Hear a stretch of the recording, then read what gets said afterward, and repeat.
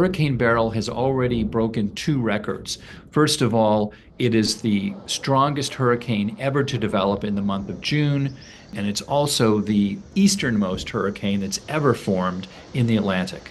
Never before in recorded history, which goes back to the mid 1800s, have we seen a hurricane of this strength appear this early in the season. Hurricane Beryl started out as a relatively weak storm. It's now at a category 5 with winds of 165 miles an hour and some gusts over 200 miles per hour. Ay, ay, ay. Those sorts of wind speeds would bring incredible destruction to any land that it would hit. The damage is right now, I'm real heartbroken because this is a lot of work. This is more than a week's work here.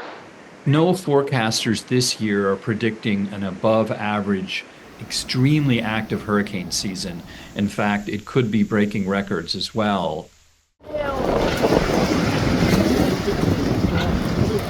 Mamma mia.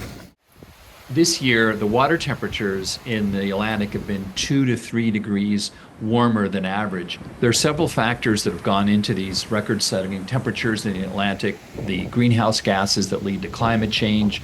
There's also been a change in the amount of sulfur dioxide pollutants over parts of the Atlantic.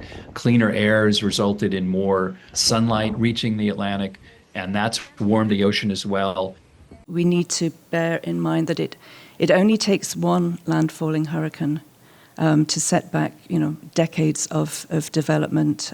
What forecasters are saying is that Hurricane Beryl will pass just to the south of Jamaica on Wednesday. It'll continue moving westward across the Caribbean and likely hit toward the Yucatan Peninsula of Mexico sometime very early on Friday.